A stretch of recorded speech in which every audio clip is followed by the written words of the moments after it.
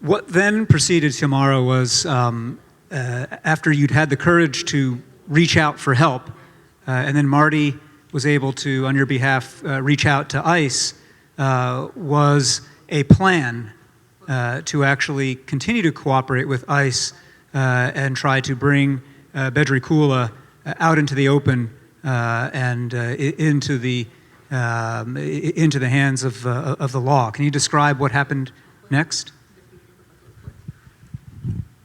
Sí, decidí trabajar con ellos y cooperar.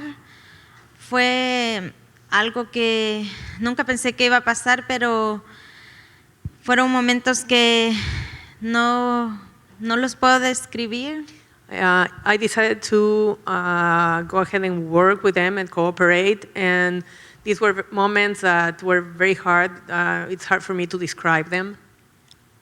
Son cosas que fueron difíciles, pero todo salió bien. Ayudé y tuve mucho miedo porque these were difficult things, and I helped, and I was very afraid because en un momento pensé que él podía hacerme algo y muchas veces cuando no lo vi por mucho tiempo, I thought that he could harm me in some way, and because, well, I didn't see him for a long time.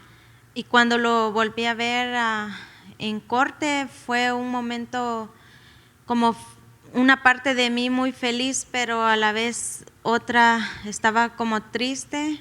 And when I finally saw him back in court, a part of me was very glad, but another part of me was very sad. Creo que no lo podía ver a los ojos. I believe I couldn't see him in the eyes. El hablar de esto todavía me duele. Talking about this is still very painful for me.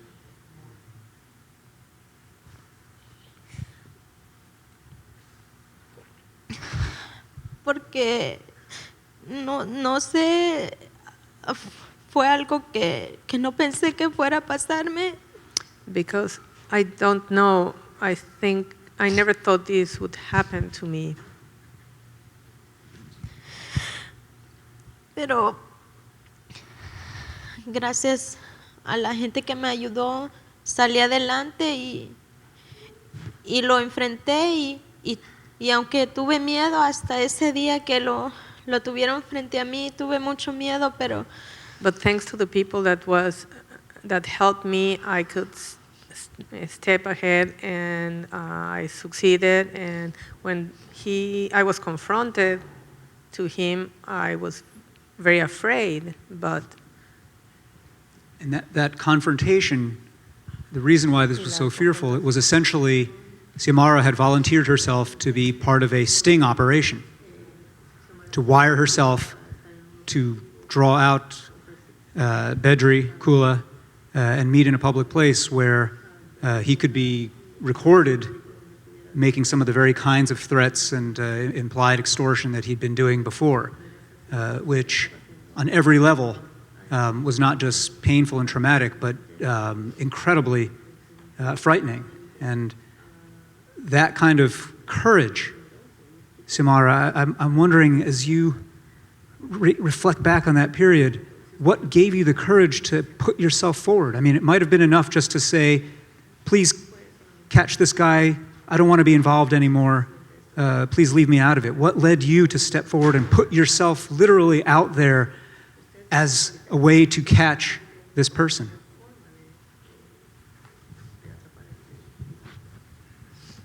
Pues, como les dije que sí sentía miedo, pero a la misma vez las personas que ayudaron me decían, no sientas miedo, nosotros estaremos ahí. Well, as I said, I was afraid, but the people who helped me kept telling me, don't be afraid, we will be backing you up, we will be there for you. Ellos siempre decían, siéntete como que estás haciendo una película. They kept telling me, just make as if you were making this movie. Decía, siempre estaban como tratando de hacerme sentir que que él no iba a hacer nada porque ellos estaban ahí para protegerme. They always made me feel that he wasn't going to be able to do any harm to me because they were always there to protect me. Y me siento feliz que lo hice porque creo que en esos momentos pensé que luché mucho y sufrí mucho para llegar a este país. And I feel very glad that I did it because in those moments I thought I have done so much and I have fought so much to be able to get to this country. Dejé mi país y no podía regresar así como diríamos, dicen en mi país, con la cola entre los pies. And I couldn't go back to my country, and as we say in my country, with the tail between my feet. Porque no había hecho nada malo, solamente vine, quería trabajar y salir adelante, pero Because I hadn't done anything wrong, I just came here, I wanted to work and thrive. no creía que eso fuera algo tan malo para que yo fuera arrestada y aparte no sé de cómo me hubieran tratado ni nada de eso si hubiera permitido que él hiciera lo que quería conmigo. And I didn't think there was anything wrong with that, and to the point to be arrested and allowed to be harmed in the way he could have harmed me. Well, as a result of your courage, Xiomara, Bedri was brought to justice after a trial. You were able to secure the U visa.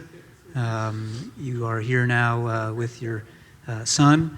Marty, as you reflect back on this journey that you and others took together to help Xiomara find this path, what strikes you most about this remarkable journey? Well, I really have to defer to Xiomara here, but Bedri Kula thought that he would be able to victimize women because they would be too scared to complain, but he picked the wrong victim, and we found out.